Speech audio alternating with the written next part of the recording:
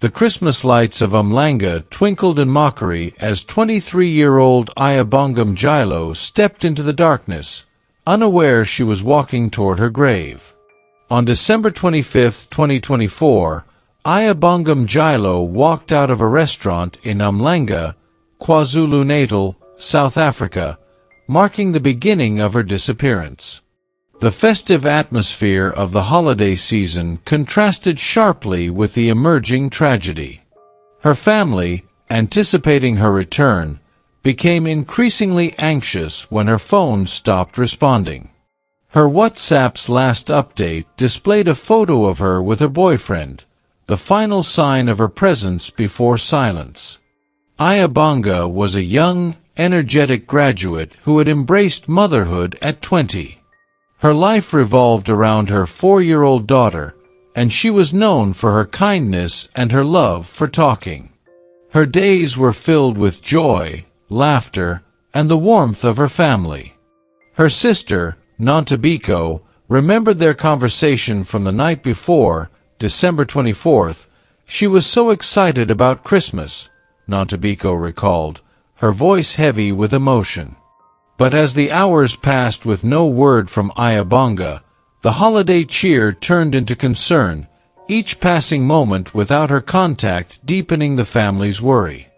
The Mjilo family, with Ayabonga's elder brother, at the helm, embarked on a frantic search.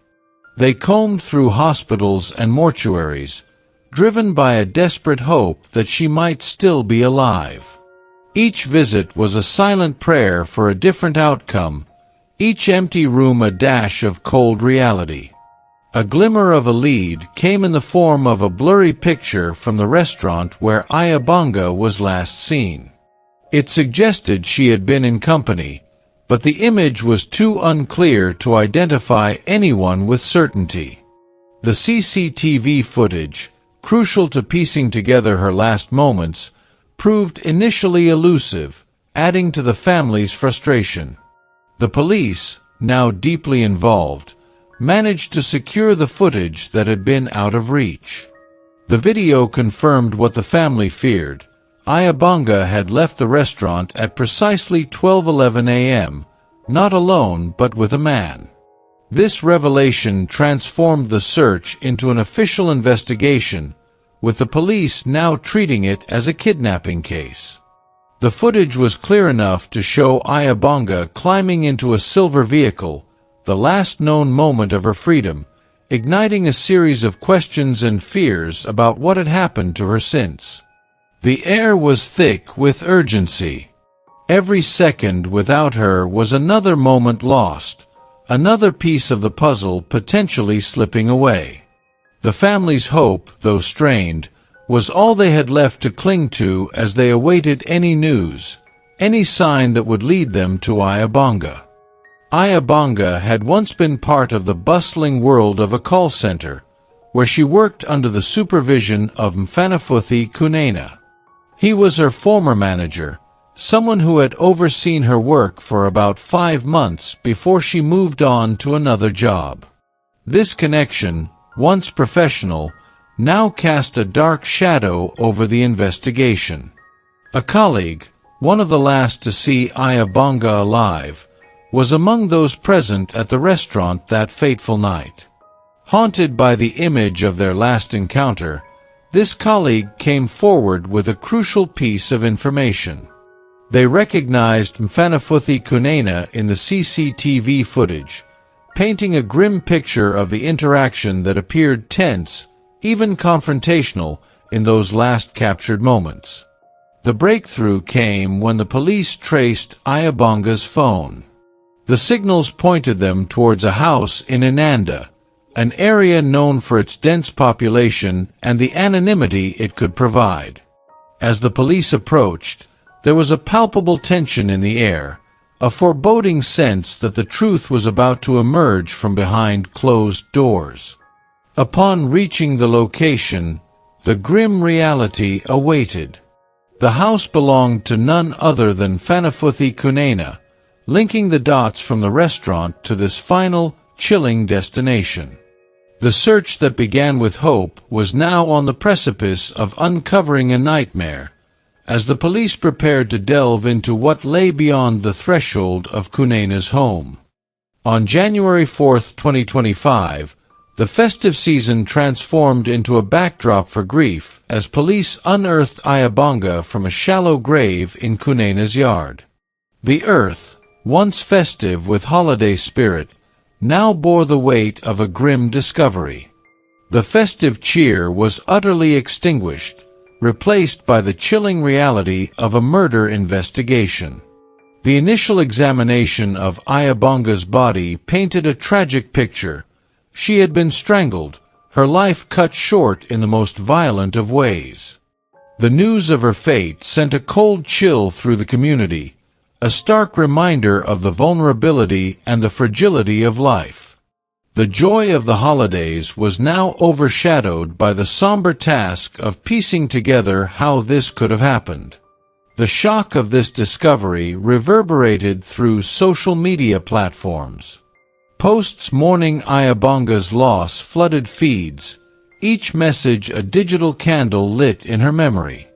Her story quickly became a rallying cry against the scourge of gender-based violence that seemed to plague KwaZulu-Natal. The online community was united in grief and outrage, highlighting the alarming statistic that over 110 women had met similar fates in this province between October and December of 2024. This case was no longer just about Ayabonga. It was a stark reminder of the broader, systemic issue of violence against women. The discourse shifted from personal loss to a call for systemic change, for justice not only for Ayabonga but for every woman who had suffered or would suffer in silence. The festive lights of the season dimmed in the face of this stark reality, leaving a community to mourn, to question, and to demand action. Mfanafuthi Kunena entered the courtroom, his appearance marked by visible injuries, his demeanor subdued. In a move that spoke volumes, he chose to abandon his bail application, a silent acknowledgement of the gravity of his situation and perhaps an indication of the evidence against him. The courtroom became a stage where grief intertwined with the pursuit of justice. It was filled with the palpable sorrow of Ayabonga's family and friends, their faces a testament to their loss. Among them was KwaZulu-Natal Premier Thamsanqa Ntuli, his presence a powerful statement of official support and a demand for accountability. His attendance underscored the case's significance, not just as a personal tragedy but as part of a larger societal issue. The legal process began to unravel like a complex tapestry. The prosecutor sought a postponement, needing time to gather DNA evidence and summon eyewitnesses, crucial elements that could seal Kunena's fate. The courtroom buzzed with the anticipation of these results, each piece of evidence a potential key to unlock the truth behind Ayabonga's final moments. Outside the courtroom, the public's outcry was palpable. Social media platforms became forums for justice, where the narrative of Ayabonga's case fueled a broader conversation about the epidemic of gender-based violence. The shocking reality that over 110 women had been killed in KwaZulu-Natal in recent months served as a grim backdrop to this case, amplifying calls for systemic change and immediate action. The community, rallying around Ayabonga's memory, demanded not only justice for her but also a reassessment of how such violence could be prevented. Vigils, protests, and public statements from figures like Premier Ntuli highlighted a collective resolve to address this scourge. The case against Kunena was thus more than a legal battle.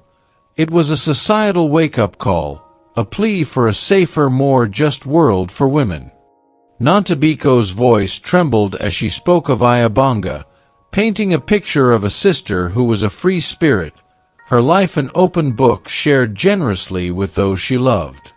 She described Ayabonga as someone who lived her days with an infectious enthusiasm, always communicating her thoughts, dreams, and daily adventures.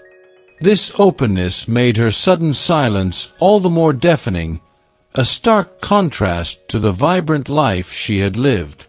In the wake of Ayabonga's absence, the Mjilo family's grief was palpable, a deep, resonating sorrow that seemed to echo through their home and hearts. Yet, this grief was juxtaposed with a fierce resolve for justice. Nantabiko, alongside her family, channeled their mourning into a determination that sought not only to honor Ayabonga's memory but to ensure her story would lead to change. The court proceedings, each detail of the case, were followed with a keen eye, the family's presence in the courtroom almost a physical manifestation of their demand for accountability. The void left by Ayabonga was not just an empty space but a loud, constant reminder of what was lost.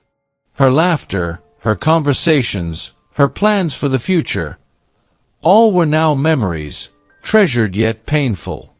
The family's strength was evident in how they moved forward, their resolve a beacon for others in similar pain. They spoke out, not just for Ayabonga, but for all the voices silenced by violence, turning their personal tragedy into a broader call for awareness and prevention. Through their collective strength, the Mjilo family became advocates for justice, their narrative a testament to love, loss, and the enduring fight for a world where such tragedies are no longer commonplace. Their resolve, amidst their grief, painted a picture of resilience, of a family united in both mourning and the pursuit of a legacy of justice for Ayabonga. The tragedy of Ayabonga Mjilo's case rippled beyond her family, touching the broader community and igniting a societal response. The story of her life and untimely death became a focal point in the ongoing battle against gender-based violence. Community leaders, activists, and ordinary citizens alike found in her story a symbol of the urgent need for change. Vigils were held across KwaZulu-Natal, with candles lit not just for Ayabonga but for all victims of gender-based violence. These gatherings, often silent, were charged with a collective mourning and a demand for justice. They served as spaces where the community could come together, share in their grief, and pledge to fight for a safer environment for women. Protests followed, with voices raised in the streets, chants echoing the names of victims, including Ayabonga. Activists and organizations used this case to highlight the statistics, the stories, the lives cut short by violence. The marches were not just about mourning, they were about moving forward, demanding systemic changes in law enforcement, social services, and education to prevent future tragedies. Calls for change were not limited to physical protests. Social media became a powerful tool for advocacy. Hashtags related to Ayabonga's case trended, spreading awareness far beyond the local community. Ordinary citizens shared stories, resources, and calls to action, fostering a dialogue that transcended geographical boundaries. Community leaders, from local councilors to national figures, were seen at these events, their presence a commitment to address the issue at every level. They spoke of policy changes, of education programs, of the need for community policing strategies to protect women. The response was clear. Ayabonga's story would not be just another statistic but a catalyst for societal action. This collective mourning and activism turned a personal tragedy into a communal call to arms, transforming grief into a movement aimed at eradicating gender-based violence. The community, in its sorrow, found a resolve to ensure that Ayabonga's life would be remembered not just for how it ended, but for the changes it inspired. As the courtroom doors closed on January 4, 2025, the case was adjourned to February 26, leaving unanswered questions in its wake. While the legal proceedings paused, the need for systemic change became even more apparent, echoing through the halls of justice and into the hearts of a community and beyond.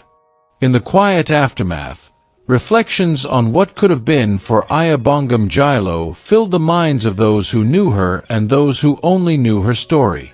She was imagined not just in the moments of her life, but in the future she was denied.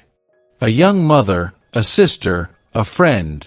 Her life was one of potential, of love, of laughter that would never again fill a room.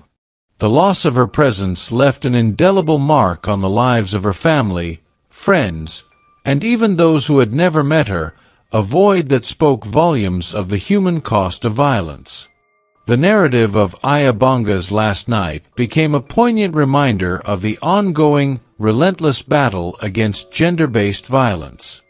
Her story, now part of a larger dialogue, echoed far beyond that single night, becoming a clarion call for action, for change, for awareness. It served as a stark illustration of the realities faced by too many women, a reminder that each statistic was a life, a story, a person whose absence left an unfillable gap in the fabric of society. As the community looked forward to the next court date, there was a collective understanding that while justice for Ayabonga was crucial, the fight did not end there. Her story would continue to resonate, urging not just for legal retribution but for societal transformation. It was a call to remember, to act, and to ensure that Ayabonga's life, though cut short, would inspire a movement towards a future where such tragedies are no longer the norm. Her legacy, thus, became an enduring plea for a world safer for all. Don't miss out on the full story. Subscribe, like, and share this video to spread awareness and support the fight for justice.